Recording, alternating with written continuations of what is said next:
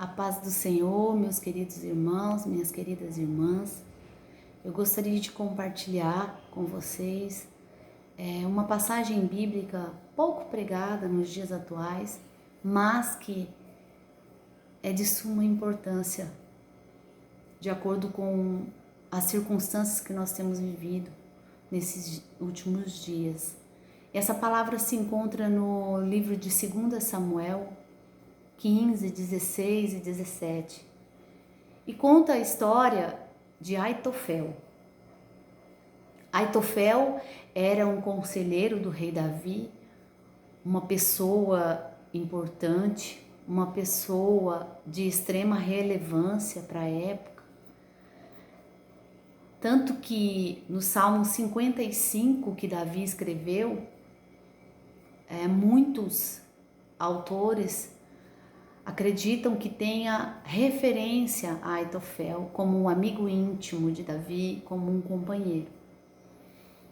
Entretanto, a história também relata que Aitofel era avô de Batseba, a qual Davi tomou como sua, cometeu o pecado, mandou o esposo dela à frente da guerra para morrer, para esconder o seu erro, a sua falha. Dada a essa situação, Aitofel criou no seu coração uma amargura e se sentiu desonrado pela situação que Davi tinha cometido. Então ele começou a gerar um espírito de vingança dentro de si. Ele se juntou a Absalão. Absalão era filho de Davi, que queria tomar o reino a qualquer preço. Então ele se juntou a Absalão. Davi fugiu para o deserto para não ter que lutar contra o filho. E Aitofel então começou a dar conselhos para Absalão, como se fosse Absalão o próprio rei. Entretanto, os conselhos de Aitofel, que foram, a Bíblia cita dois importantes. O primeiro foi que, o primeiro conselho que Aitofel deu para Absalão foi que Absalão tomasse em público as concubinas do rei Davi, seu pai, como um exemplo de poder, de rebeldia diante de todo aquele povo. Depois, Aitofel, quando foi dar o segundo conselho para Absalão, Absalão não aceitou. Absalão ouviu o conselho de outro conselheiro, que na verdade esse outro conselheiro chamava-se Usai. Ele estava secretamente aliado a Davi. Então Aitofel, com a ira no seu coração, diz a palavra do Senhor, foi para sua casa, ajeitou os seus negócios e se enforcou, se suicidou. E eu vejo algumas coisas importantes nessa passagem, nessa história. Primeiro, nós percebemos que o problema de Aitofel foi que ele percebeu a falha de Davi.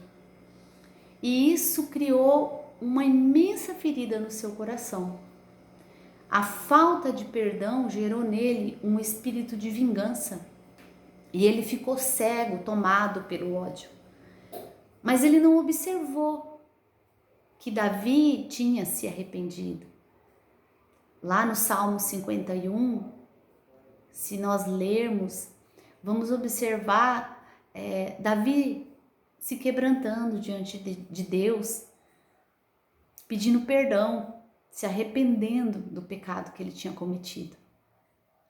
Mas ele teve as consequências do pecado. Entretanto, Aitofel não considerou nada disso. Ele estava cego, ele estava com raiva, ele estava irado, ele queria vingança. Tanto que no segundo conselho que ele deu para Absalão, ele disse para Absalão permitir que ele reunisse 12.000 homens e fosse atrás de Davi lá no deserto para o matar. E o que eu concluo dessa história é que Aitofel, como ele não liberou o perdão e foi consumido de rancor, de raiva, criando uma doença na sua alma, o amor dele se esfriou e ele perdeu a fé. E assim acontece com muitos de nós hoje em dia, por conta das frustrações, das mágoas, do rancor, do ódio, vai criando uma ferida dentro do nosso coração, da nossa alma, vai tomando conta, vai nos afastando das pessoas, vai nos afastando de Deus. E nós vamos nos tornando cada vez mais vulneráveis, mais cegos, indo para um abismo. Eu vejo que a primeira coisa que acontece com as pessoas, por exemplo, que se suicidam, ela perde a fé. Depois, ela se isola.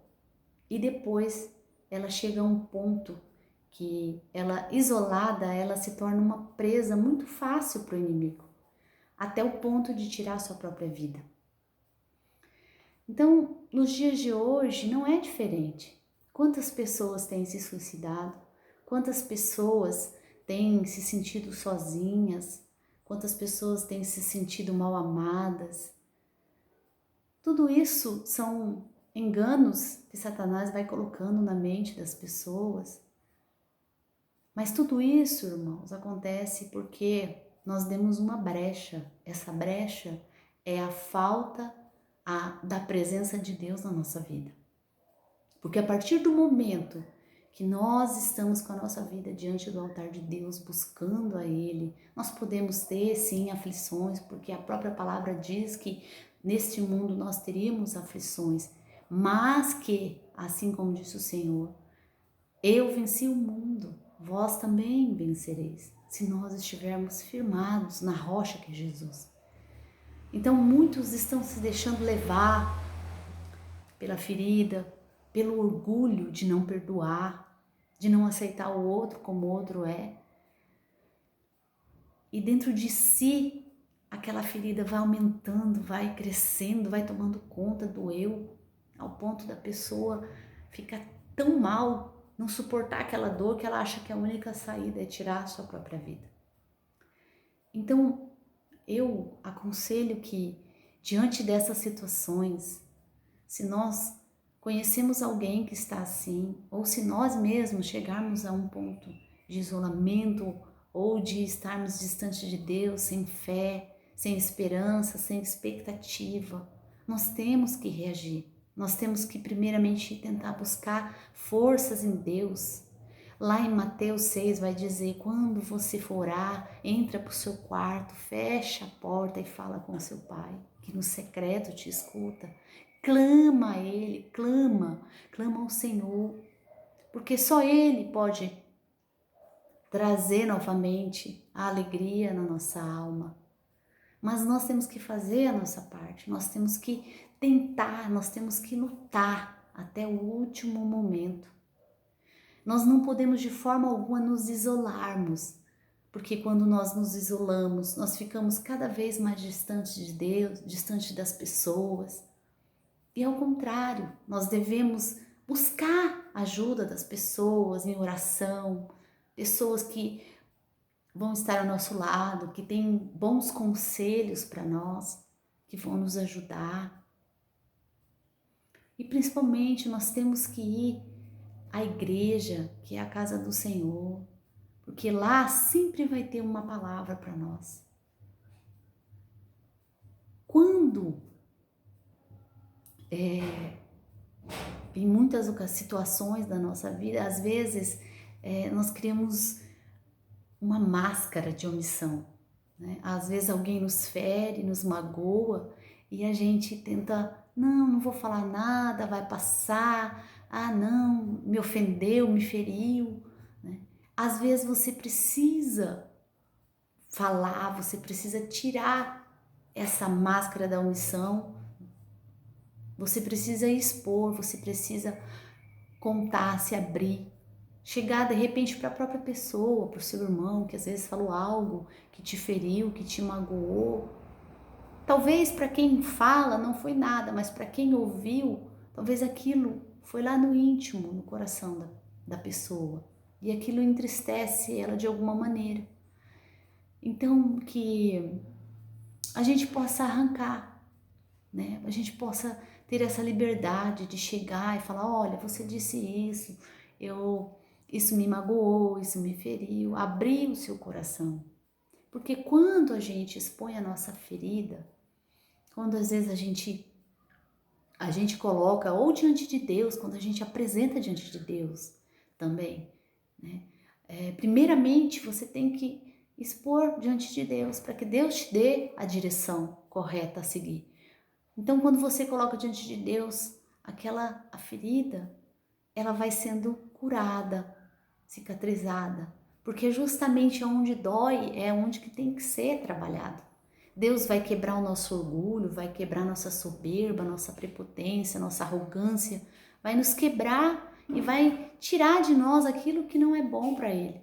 Então, que nós possamos nos blindar da palavra do Senhor, que nós possamos estar em oração, em jejum, buscando sempre o Espírito Santo de Deus, para que nós não sejamos contaminados, como aconteceu com Aitofel. Que você possa refletir sobre essa palavra, leia com calma os versículos, os capítulos que eu citei no início. Eu tenho certeza que Deus vai falar grandemente com você, como Ele falou comigo, de uma forma especial.